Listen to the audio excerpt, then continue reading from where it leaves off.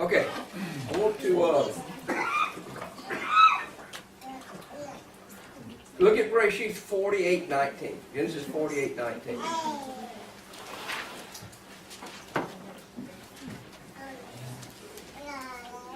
And tie that to Romans 11:25.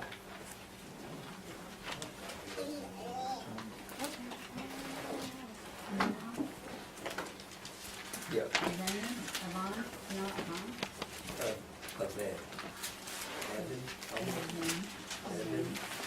No. Okay, I'll get to this one in a minute. But can you see a connection between Bereshit 48:19 and Romans 11:25? Was Yaakov being prophetic when he announced what he did over Ephraim? Yeah. Yes. Yes.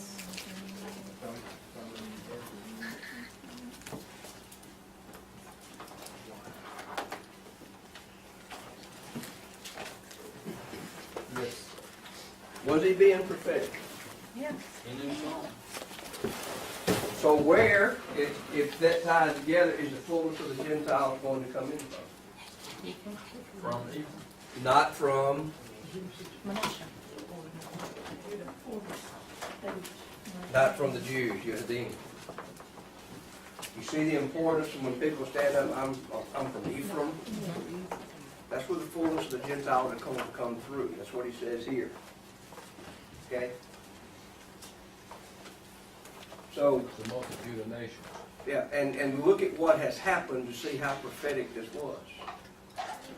Jews do not allow Ephraimites into Israel.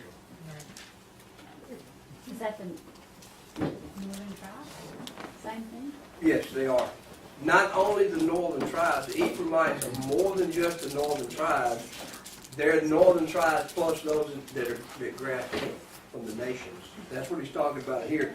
Through Ephraim, he's going to become the fullness of the nation. So is that what, Isn't that what we're when you're a talking Gentile and you about? draft in, you're an Ephraimite? No, you join whatever tribe you associate with.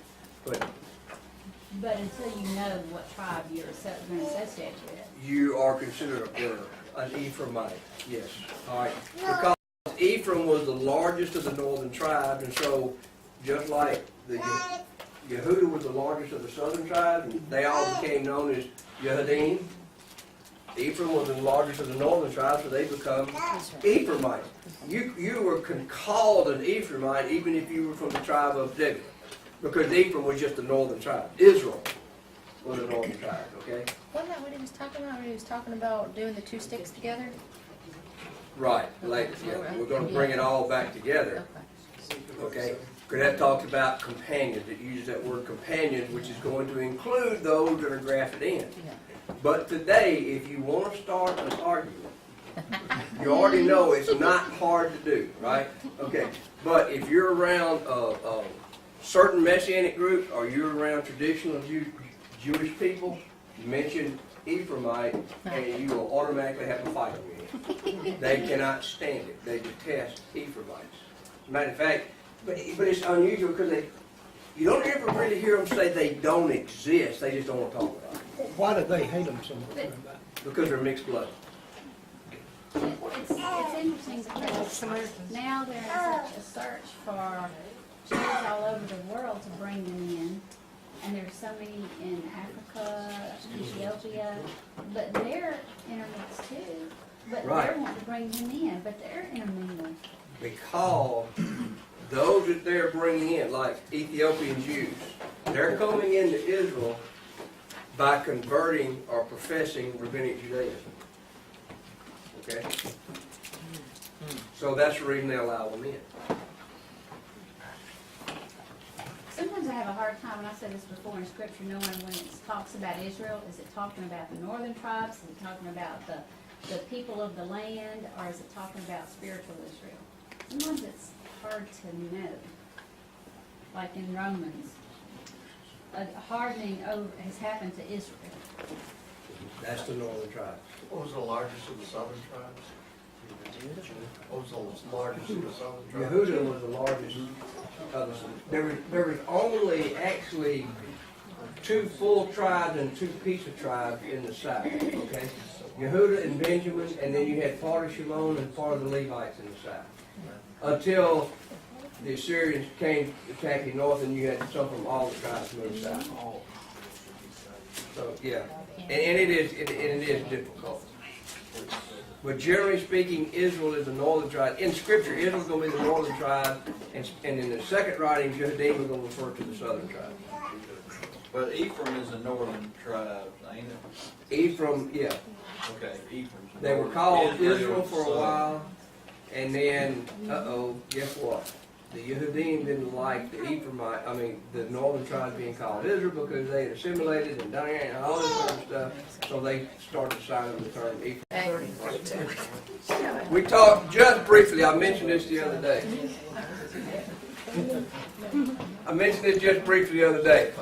The scepter shall not turn aside from Yehuda, right? We know the lawgiver, the Messiah is coming through Yehuda. Okay? Now, Until Shiloh comes. until Shiloh comes. Well, the Messiah is Shiloh. Okay. So the scepter's already been turned aside from Yehuda. No, he is from Yehuda. Yeah, he is, that's right. Well, I mean, from the tribe. It's the Mashiach. But he is from the But tribe. he is from the tribe of Judah. I mean, I know what you mean. I don't know what he means. What are you trying to say now? Judah had the power to effect executions and everything else on people until the Messiah came, and they were stripped of all that. They're not, Somebody forgot to tell me. well, Okay, just 2 years later, they're done with it. right. Okay, but back to my point. We know the Messiah was coming through Yehuda. Okay? But if you look at verse 22 through 26, it talks about Joseph being the offshoot of the fruit-bearing tree. Yeah. Oh, the fruit-bearing tree, which is what? Bears 12 fruit. Go back to Romans chapter 11. You are grafted in, okay, to this fatness of the tree, the olive tree. Okay. Now, but it says, his bow remained in strength, and the arm and hand made strong by the hand of the mighty one of Yaakov. From there is the shepherd, the stone of Israel. There is a teaching that some people adhere to that, see, the shepherd came through Joseph. It's not what it's saying here. It's saying that Joseph's strength remained and the arms were made strong by the mighty ones of Yaakov, which is who? His father. Jehovah. From there is the shepherd and the stone of Israel, from the El of your father who helps you. The shepherd, the stone of Israel, comes from the Father. Okay? Now, stone. Evan. Okay? Panah is chief cornerstone. That would be Yeshua, wouldn't it? That's Yeshua. Now, flip over. Okay. Ephesians 2:20. Remember, he's talking about the shepherd, the stone of Israel.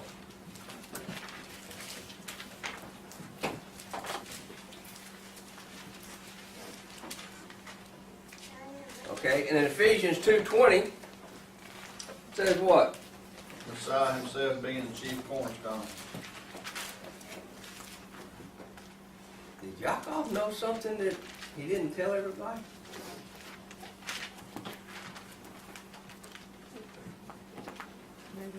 He just said that the Messiah is coming through Yehuda.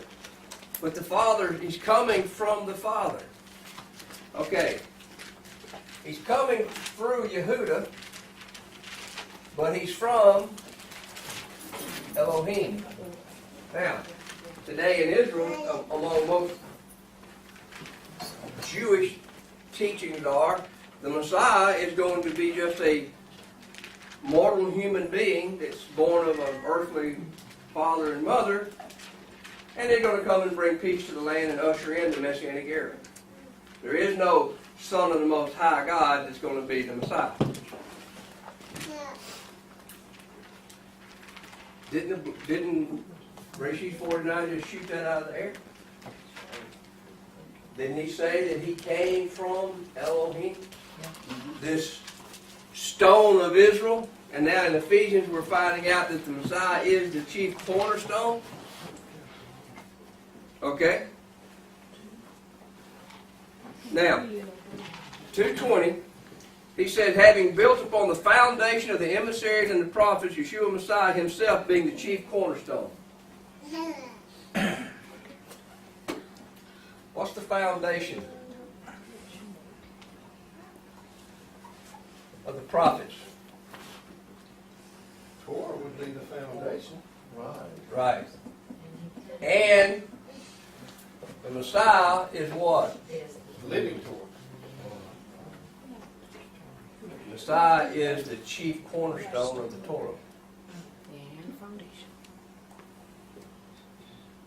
What's a cornerstone for? Set everything straight. It's to To Set strengthen, everything straight. It's the beginning point of everything that you're going to build. It's got to be squared on the dale. Right. And the foundation is built off of this chief cornerstone. And the So, foundation has to be strong enough to handle the weight. everything that you put on it. But the chief cornerstone is the building block of the Torah. So what does that tell us about the Messiah? You gotta have him to stand. He's the building block of the entire Torah. He's the 618. 618. Square, Yeah. 6 foot, 8 foot, should be 10 foot across. Yeah. Okay. Yeah, I remember it from, Or 2, 4, 6, whatever. There you go. yeah, when you're squaring up a building, you pop your strings and you measure, yeah, that's how you know. Or And then you're off that quarter of an inch and your dad says, Uh-oh. do it again. It's 20 degrees out here raining and you worry about a quarter of an inch. Yeah, we'll be off that much when we Remember, get there's up a 8 quarter foot there, on the across. other end down there is 3 inches. Yeah. But when you're 12 years old, freeze to death in the rain, you're not worried about that. Get me out in the rain. Okay, now, so he is the foundation, okay? Messiah is the chief cornerstone of the Torah. And everything is built off of Messiah. Wow. Now, let's jump over to 1 Peter, chapter 2.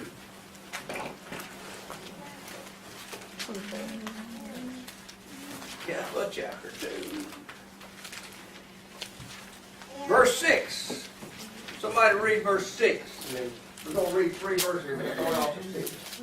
Because it is contained in the scripture, see, I lay in Zion a chief cornerstone, chosen, precious, and he who believes on him shall by no means be put to shame. Okay, so here we go. Kepha says that the Messiah is the chief cornerstone, and the one who believes will never stumble, right? That's going to be important. Well, it is important. Now, look at verse 7. Now to you who believe, this stone is precious.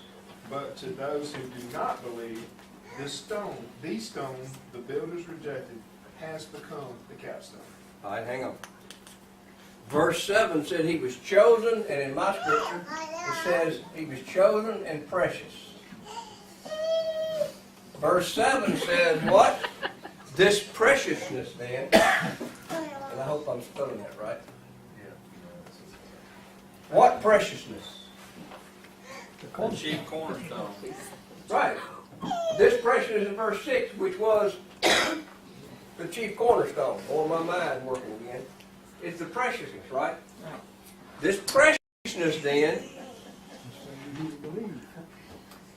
is for those who believe. But what's the second part of verse 7 say? This stone which the builders rejected has become the chief. That's the third part. The precious then is Those are just. for you who believe, but to those who are, Disobedient. uh-oh, He becomes a stumbling stone of offense. But you see what? Whatever. We know what you mean. Okay. You see what he just tied believing to? He tied believing to obedience. See?